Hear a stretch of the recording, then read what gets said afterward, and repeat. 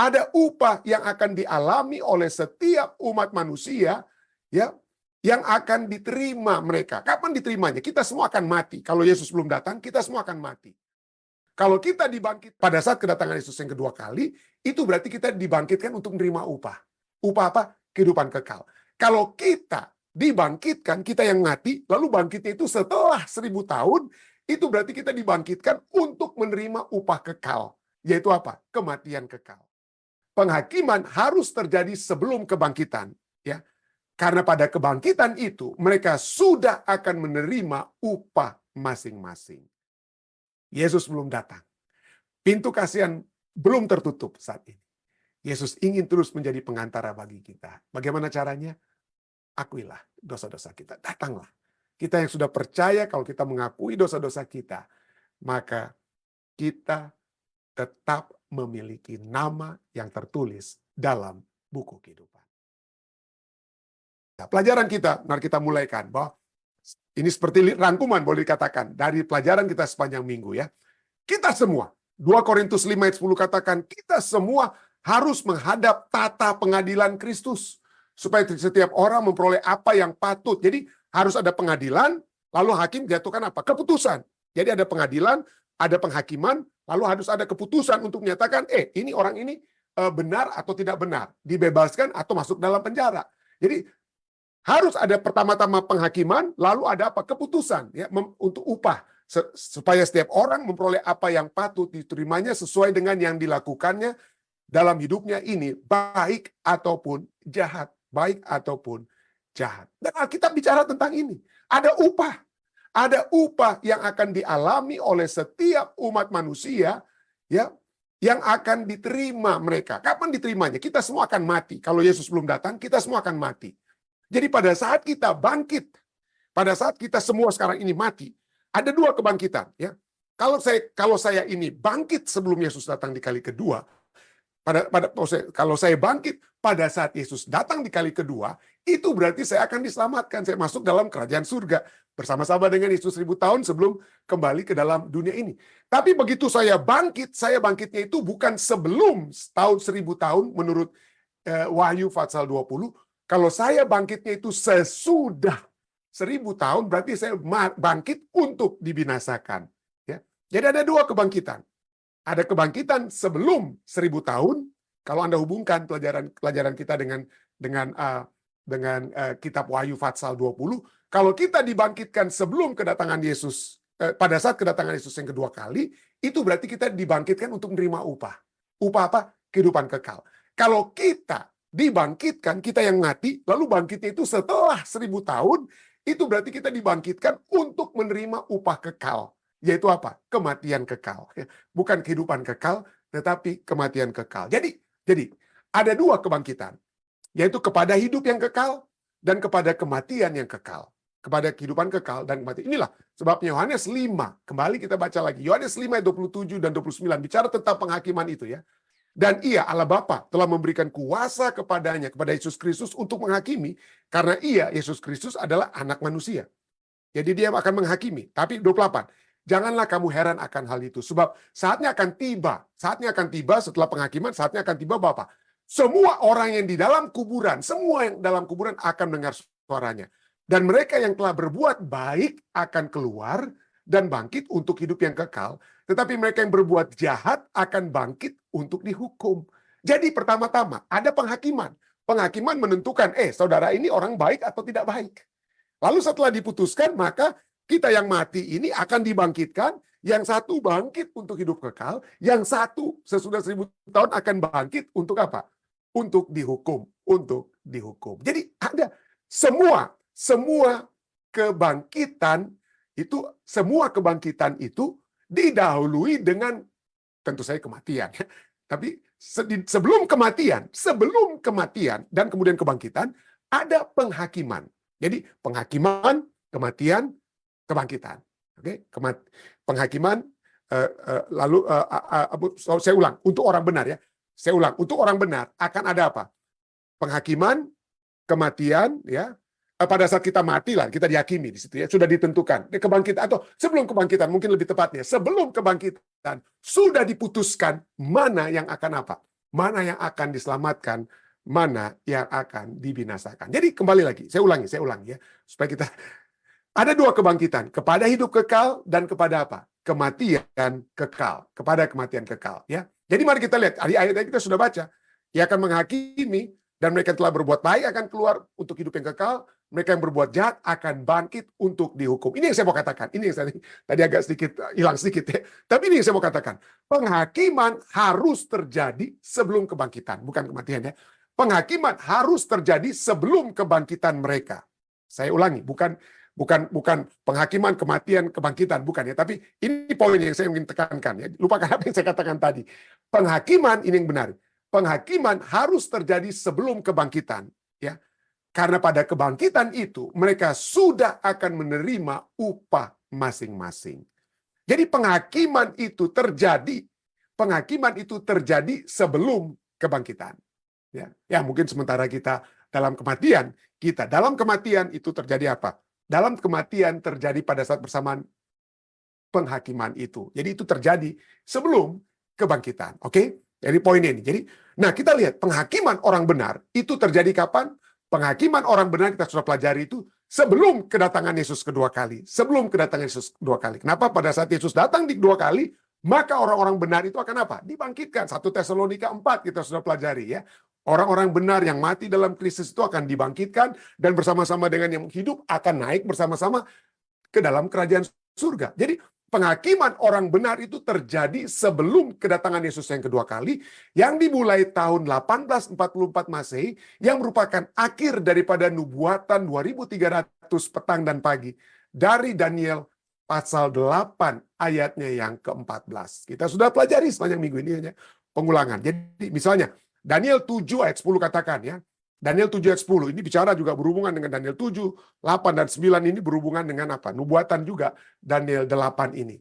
Suatu sungai api timbul dan mengalir dari hadapannya, 1000 kali beribu-ribu melayani dia, dan selaksa kali berlaksa-laksa berdiri di hadapannya. Lalu duduklah majelis pengadilan dan dibukalah apa? Dibukalah kitab-kitab. Ya, ini mengadili tanduk kecil, kita sudah pelajari, tolong baca. Daniel 7 itu bicara tentang tanduk kecil yang merajalela, yang menganiaya umat-umat kudus ya. Umat-umat kudus. Tapi bukan hanya tanduk kecil yang diadili, umat-umat kudus itu dinyatakan kudus pada saat itu juga. Ya. Daniel 7 ayat 22 katakan apa? Sampai yang lanjut usianya itu datang dan keadilan diberikan. Keadilan ya. Untuk mendapatkan keadilan apa yang harus terjadi? Penghakiman ya. Lalu sang hakim akan mengadili. Sang hakim mengadili. Lalu pengadilan diberikan kepada orang-orang kudus milik Yang Maha Tinggi dan waktunya datang. Orang-orang kudus itu memegang pemerintahan. Ya. Jadi pengadilan itu pronounce judgment in favor, bahasa Inggrisnya, in favor of the holy people of the Most High. Jadi keadilan diberikan kepada, ya, in favor, untuk kepada satu keuntungan, diberikan keuntungan bagi orang-orang kudus milik Yang Maha Tinggi. Anda bisa baca juga ayat 18 misalnya juga dengan satu motif yang sama, orang-orang kudus itu akan apa? Diberikan keadilan, dihakimi, diberikan keadilan, dan kemudian seperti ayat 22 ini katakan, memegang pemerintahan. Jadi ingat, penghakiman orang benar itu terjadi sebelum kedatangan Yesus kedua kali, yang dimulai pada tahun 1844 Masehi, yang merupakan akhir dari 2300 petang dan pagi dari Daniel 8 ayat 14. Bagaimana dengan penghakiman orang jahat? Kapan itu terjadi? Penghakiman orang jahat itu terjadi selama 1000 tahun setelah kedatangan Yesus yang kedua kali. Saat mereka mati. Jadi waktu Yesus datang, orang benar yang mati bangkit, orang yang benar yang hidup naik sama-sama dengan yang mati. 1 Tesalonika 4 dalam kerajaan surga. Orang-orang jahat mati semua. Orang-orang yang jahat itu mati semua. Berapa lama mereka matinya sebelum mereka dibangkitkan? Mereka matinya selama 1000 tahun. Ada ayatnya? Oh iya. Firman Tuhan katakan tentang hal ini ya. Jadi selama 1000 tahun mereka itu akan apa? Dalam keadaan mati. Dan dalam keadaan mati inilah mereka dihakimi. Wahyu 20 ayat 4. Wahyu 24 katakan, lalu aku melihat takhta dan orang-orang yang duduk di atasnya. Orang-orang duduk di atas, kepada mereka diserahkan kuasa untuk menghakimi. Ya. Kalau kita dihakimi dalam takhta kerajaan surga, ya, tapi sekarang kita, kalau kita adalah umat-umat percaya yang diselamatkan nantinya, kita yang akan menghakimi orang-orang yang jahat. Firman Tuhan katakan, ya. Kepada mereka diserahkan kuasa untuk menghakimi. Aku juga melihat jiwa-jiwa mereka yang telah dipenggal kepalanya karena kesaksian tentang Yesus. Dan karena firman Allah, Anda bisa baca Wahyu pasal 6, mereka itu berteriak, berapa lama lagi Tuhan darah kami harus tertumpah oleh sebab apa? Firman-Mu. Ya. Jadi ini ya, mereka tadinya berada di bawah mesbah, di bawah takhta, tapi sekarang berada di atas takhta. Orang-orang duduk di atas takhta tersebut menjadi hakim. Ya. Mereka tadinya dipenggal karena kesaksian tentang Yesus dan karena firman Allah, yang tidak menyembah binatang itu dan patungnya, dan yang tidak juga menerima tandanya pada dahi dan tangan mereka. Dan mereka hidup kembali dan memerintah sebagai raja bersama-sama dengan Kristus untuk masa 1000 tahun lamanya. Jadi inilah, umat-umat Tuhan itu akan menjadi hakim. Itu juga bukan hanya dikatakan penglihatan yang diberikan kepada Wahyu. Yesus sendiri sudah, Rasul Paulus sudah menyatakan juga, ya, bukan hanya Yohanes, kekasih yang menulis dari Pulau Patmos dalam kitab Wahyu, dia tulis hal ini. Rasul Paulus sendiri menulis dalam 1 Korintus 4 ayat 5. 1 Korintus 4 ayat 5 Rasul Paulus katakan apa? Karena itu janganlah menghakimi sebelum waktunya. Jangan, ini bicara dalam konteks nih orang-orang di jemaat Korintus tuh suka saling sesama orang percaya itu saling apa? Bawa satu dengan lain ke pengadilan. Oh, ini masalah nih orang ini, kenapa dia menyakiti hati saya? Bawalah dia ke pengadilan. Dan lain sebagainya. Rasul Paulus itu jangan. Ya, kalau 1 Korintus 6 ayat 1 katakan, adakah ada seorang di antara kamu yang jika berselisih dengan orang lain, berani mencari keadilan pada orang-orang yang tidak benar dan bukan pada orang-orang kudus? Artinya, mari atur baik, orang Nado bilangnya. Atur sama-sama lah, kita atur baik di jemaat ya, kalau ada kesalahan sakit-sakit hati dan lain sebagainya. Tapi itulah sebabnya ayat 5-nya Rasul Paulus katakan, 1 Korintus 4 ayat 5 ya, janganlah menghakimi sebelum waktunya, yaitu sebelum Tuhan datang. Ia akan menerangi juga apa yang tersembunyi dalam kegelapan, dan ia akan memperlihatkan apa yang direncanakan di dalam hati. Jadi ada waktunya akan menghakimi. Kapan itu? Nanti setelah Yesus datang. Sebelum Yesus datang itu jangan apa? Jangan menghakimi. Jangan menghakimi. Ya. Itulah sebabnya dalam 1 Korintus 6 ayat 2-3 juga katakan apa? Atau tidak tahukah kamu bahwa orang-orang kudus akan menghakimi dunia? Kapan itu? Sesudah Yesus datang. Kapan itu? Wahyu katakan selama 1000 tahun setelah Yesus datang. Ya, orang-orang kudus akan menghakimi dunia. Dan jika penghakiman dunia berada dalam tangan kamu, tidakkah kamu sanggup untuk mengurus perkara-perkara yang tidak berarti? Ya. Tidak tahukah kamu bahwa kita akan menghakimi malaikat-malaikat? Jadi apalagi perkara-perkara biasa dalam hidup kita sehari-hari. Ya. Yang tadi saya baca itu sebenarnya 1 Korintus 6 ayat 1 yang katakan, adakah di antara kamu yang jika berselisih dengan orang lain berani mencari keadilan? Itu ayat 1-nya. 1 Korintus 6 ayat 1. Jadi jangan menghakimi ya Pak ya. Nanti penghakiman itu nanti kita miliki saat kita berada bersama dengan Yesus selama 1000 tahun. Bukan hanya orang dunia yang kita akan hakimi. Kita akan juga menghakimi apa? Malaikat-malaikat. Kita akan tahu ini malaikat ini rupanya yang telah menjatuhkan saya dulu dan lain sebagainya. Tapi puji Tuhan, malaikat setan ini menjatuhkan saya. Tapi pada saat saya bangkit minta pengampunan dari Tuhan, Tuhan menghapuskan dosa saya. Anyway, hasil dari orang-orang kudus yang akan menghakimi dunia apa? Orang-orang dunia, malaikat-malaikat jahat itu akan menerima hasilnya. Ya, apa yang terjadi? Upah terakhir itu akan terjadi bagi mereka. Itu kapan? Setelah mereka dihakimi. Setelah penghakiman selama 1000 tahun selesai, Wahyu 20 ayat 1 sampai 15 ini ayatnya cuma sampai 15, itu bicara tentang masa 1000 tahun itu ya. Dikatakan apa? Wahyu 20 ayat 14-15.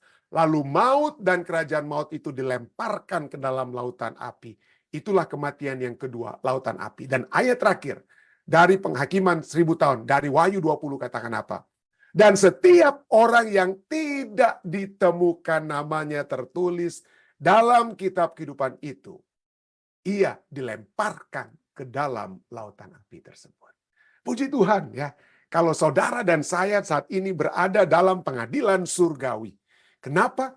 Karena disitulah kita dinyatakan sebagai orang-orang benar yang patut untuk terus ada namanya dalam kitab kehidupan. Kalau sampai kita menolak bisikan Roh Kudus untuk bertobat, maka kita dapat menjadi seperti orang-orang dunia. Ya. Yang pada suatu saat upah bagi orang yang jahat ini, yang dihakimi selama 1000 tahun apa? Dilemparkan ke dalam lautan api tersebut. Tidak heran Dalam buku Christ Object Lesson, Ellen White katakan, Tuhan sebenarnya tidak menghancurkan manusia. Setiap orang yang hancur akan menghancurkan dirinya sendiri. Sudah, bayangkan saudara. Ya, kita sudah dengar firman Tuhan. Firman Tuhan sudah cukup jelas, sudah bilang semua apa yang akan terjadi. Apa yang terjadi dari tahun 1844, apa yang terjadi setelah 2300 petang dan pagi, apa yang akan terjadi itu dari 1844 sampai dengan menjelang kedatangan Yesus, penghakiman yang ada di surga, sudah dinyatakan semua dalam kitab suci. Dinyatakan bahwa dalam penghakiman di surga itu, Yesus akan menjadi pembela bagi kita. Ya, sudah dinyatakan apa yang terjadi kalau kita tidak menerima Yesus Kristus. Walaupun kita sudah menerima Yesus Kristus, lalu kemudian kita menolak Dia. Ya, menolak Dia, tidak mencari pengampunan atas kesalahan dan dosa-dosa kita. Maka semuanya itu hanyalah bukan kembali kepada Tuhan, kembali kepada kita. Ya, Tuhan tidak menghancurkan manusia. Setiap orang yang hancur akan menghancurkan dirinya sendiri. Setiap orang yang menahan teguran hati nurani sedang menabur benih ketidakpercayaan. Dan itu pasti akan menghasilkan tuaian yang pasti. Tidak heran, Hosea 8 ayat 7 katakan apa? Mereka menabur angin, maka mereka akan menuai puting beliung. Menuai puting beliung. Firman Tuhan sudah cukup jelas, saudara. Kita berada dalam penghakiman terakhir. Ya, Daniel dalam nubuatannya, Daniel 8 ayat 14 bicara tentang 2300 petang dan pagi. Ada masa-masa diberikan kepada bangsa Yahudi.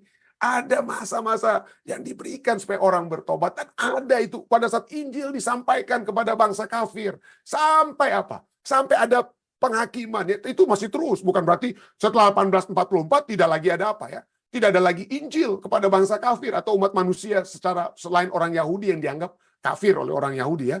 Tapi poinnya adalah bahwa 1844 itu adalah pada saat pekabaran 3 malaikat. Malaikat yang pertama katakan telah tiba saat penghakimannya. Ya, Yohanes menulis dalam kitab Wahyu pasal 14 telah tiba saat penghakimannya. Sembahlah Dia, sembahlah Allah yang telah menciptakan langit dan bumi. Kembali dikumandangkan. Kenapa? Karena penghakiman tersebutlah dimulai dari tahun 1844 pada saat buku-buku apa? Duduklah majelis ya, dibuka sambil masih terus diberikan kesempatan sampai Yesus datang. Menjelang Yesus datang di kali kedua sampai menjelang apa yang disebut dengan istilah pintu kasihan ditutup. Pintu kasihan ditutup. Kenapa? Bukan karena Allah tidak mau lagi, tapi karena sudah diberikan kesempatan tapi manusia tidak mau menggunakan kesempatan tersebut. Ya seperti perumpamaan 10 anak dara, ya sama-sama bisa tertidur. Tapi kalau kita tetap bersedia, maka ada saatnya kita bisa masuk. Dan kalau kita tidak mempersiapkan cukup minyak, maka pintu akan apa? Pintu akan tertutup. Tapi poinnya adalah pada saat kita menghadapi penghakiman mulai 1844, penghakiman dimulai menurut Daniel 8 ayat 14 ini, jangan kita takut dengan penghakiman Allah. Kenapa? Karena penghakiman itu bagi umat percaya itu adalah sesuatu hal yang justru untuk memvalidasi kita yang telah menyatakan dengan sesungguhnya kenapa kita itu selamat. Ya, jadi itu adalah sesuatu yang kita harusnya nantikan. Wah, kalau saya tidak bersalah, bukan?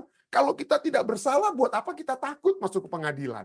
Kalau kita sudah punya bukti-bukti, ya, saya sering kali masuk pengadilan bukan karena saya dituduh atau apa ya, tapi saya dengan saudara-saudara kita di New Jersey yang menghadapi masalah-masalah keimigrasian, seringkali saya masuk kemana ya?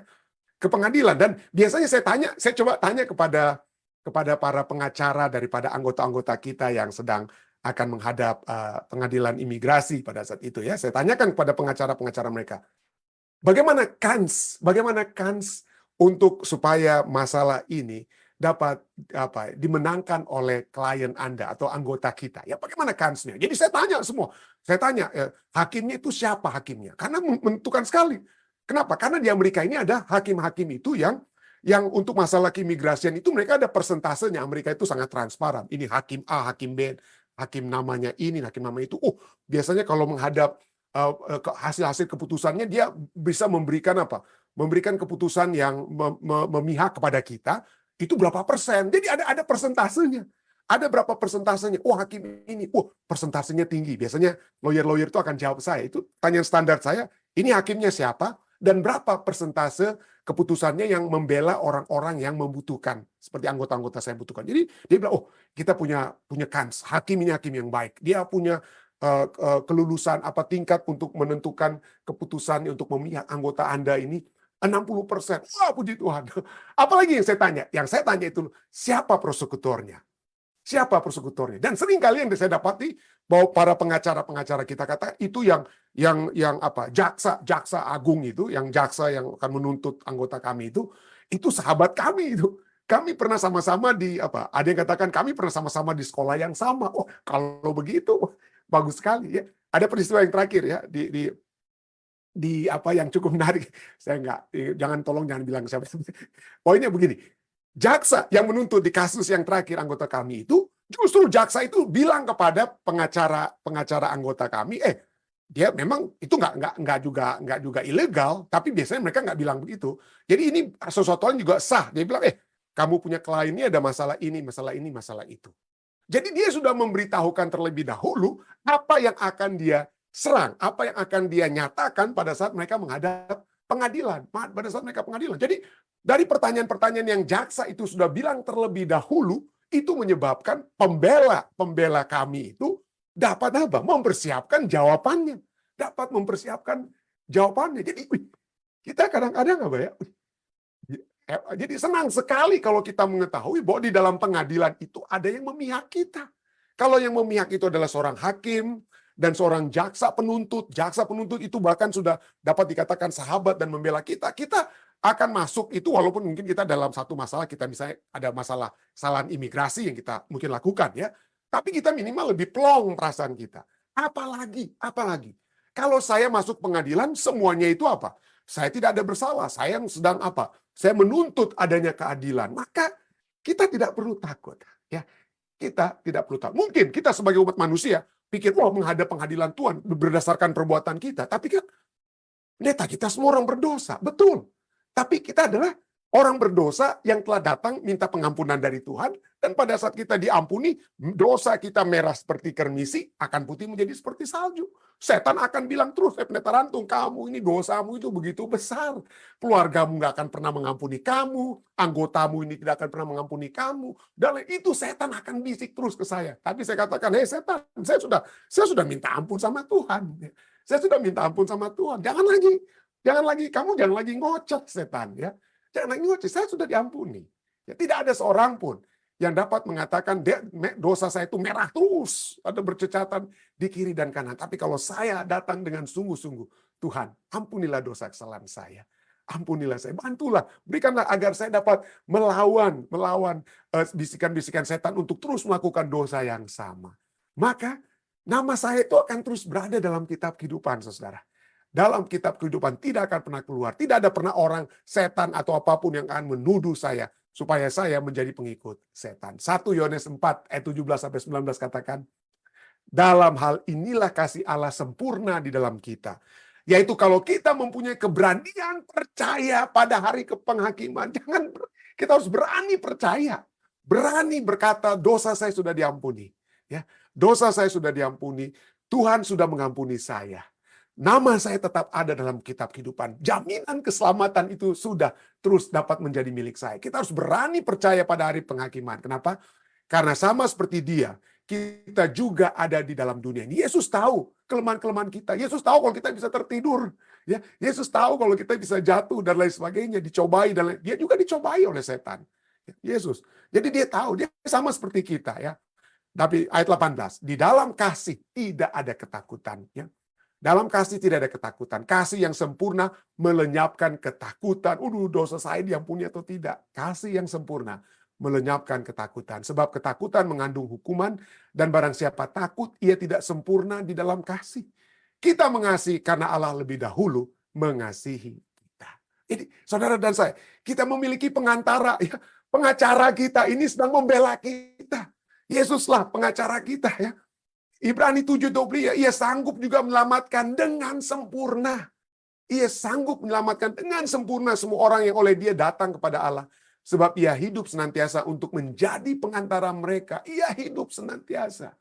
Roma 8 ayat 33-34, siapa yang akan menggugat orang-orang pilihan Allah? Siapa yang mau gugat? Setan.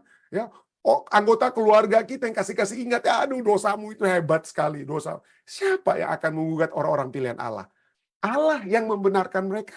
Siapakah akan hukum mereka? Yesus Kristus, Kristus Yesus yang telah mati, bahkan lebih lagi, yang telah bangkit, Yesus yang telah mati, Yesus yang telah bangkit, duduk di sebelah kanan Allah, yang malah menjadi pembela kita. Tidak ada yang dapat menggugat kita dengan kata lain. Pertanyaan retorik ini dijawab. Tidak ada yang dapat menggugat kita. Allah lah yang telah membenarkan kita. Tidak ada yang dapat menghukum kita. Karena Yesus telah mati, Yesus telah bangkit, duduk di sebelah kanan Allah, yang menjadi pembela bagi kita. Itulah sebabnya 1 Korintus 4 ayat 5 ya. Katakan karena itu, janganlah menghakimi waktunya. Yaitu sebelum Yesus datang, kita sudah tahu tadi. Ia akan menerangi juga apa yang tersembunyi dalam kegelapan. Dan ia akan memperlihatkan apa yang direncanakan dalam hati. Supaya saudara dan saya ya menjadi apa? Kalau kita mau supaya menang, ya, dengan pengalaman-pengalaman saya pengadilan ya. Pada saat ada jaksa bilang, ya, klien kamu ini ada masalah ini, itu. Kita jujur kepada pengacara kita. Kita harus jujur. Dan pengacara kita di Amerika ini, pengacara bilang apa yang terjadi, ya. Bilang apa yang terjadi dan apa konteks kenapa kamu lakukan itu, ya. Jadi jujur, ya. Hakim dan jaksa itu juga manusia yang menyadari kalau kita dapat mengakui dosa kita. Jadi seringkali kan pengadilan dunia kita bohong terus supaya kesalahan kita itu tersembunyi. Ya. Tidak. Ada kalanya di Amerika saya surprise ya, pengacara-pengacara kita itu bilang, bilang saja yang jujur. Kenapa kamu buat itu dia? Jadi saya lihat di sini Tuhan juga menginginkan ada apa ya? Transparansi, kejujuran. Kita jujur pada Yesus Kristus. Yesus, ini dosa saya. Ya. Kenapa? Dia akan menerangi apa yang tersembunyi dalam kegelapan. Tidak ada yang bisa kita sembunyikan. Apa yang direncanakan dalam hati yang belum saya buat sendiri sekalipun, itu akan Tuhan Yesus kita tahu. Oleh sebab itu datang kepadanya, kepada pengacara kita tersebut, advokat gitu, pengantara kita tersebut, datang. Maka kita tidak perlu takut ya. Jika 1 Yohanes 1 ayat 9 katakan, jika kita mengakui dosa kita, maka ia adalah setia dan adil sehingga ia akan mengampuni segala dosa kita dan menyucikan kita dari segala kejahatan. 1 Yohanes 2 ayat 1. Anak-anakku, hal ini kutuliskan kepadamu supaya kamu jangan berbuat dosa. Namun jika seorang berbuat dosa, seringkali kita jatuh ya. Jika seorang berbuat dosa, kita mempunyai seorang pengantara pada Bapa, yaitu Yesus Kristus yang adil. Yesus Kristus yang tahu kenapa kita jatuh lagi ke dalam dosa ya. Tapi itulah ya, poinnya adalah kita akui dosa kita. Ya. Kita akui supaya dia terus menjadi pengantara. Ya, kita bagaikan ya. Kita bagaikan seorang yang bersembunyi di belakang pengacara kita ya. Jadi ini bukan teologinya mungkin nggak tepat, tapi kurang lebih begitu ya. Kita bersembunyi di belakang Yesus Kristus. Jadi yang dilihat itu pada saat itu kita dihadapkan dengan kesalahan pelanggaran hukum kita. Yang dihadapkan itu adalah siapa? Yesus. Yesuslah yang dilihat. Ya, Yesus yang dilihat. Yesus yang tidak bersalah itu yang dilihat karena kita berada di balik Yesus. Kita yang berada dinaungi oleh jubah kebenaran Kristus, maka jubah kebenaran itulah yang diperhitungkan, bukan jubah kita yang penuh dengan compang-camping dosa kita ya. Itulah sebabnya kita akan apa? Kita harus transparan kepada pengacara kita ya. Dia tahu apa yang terjadi, yang tersembunyi, segala sesuatu dia tahu. Oleh sebab itu, datang kepada pengantara kita. Datanglah kepada pengantara. Ia sanggup menyelamatkan kita dengan sempurna.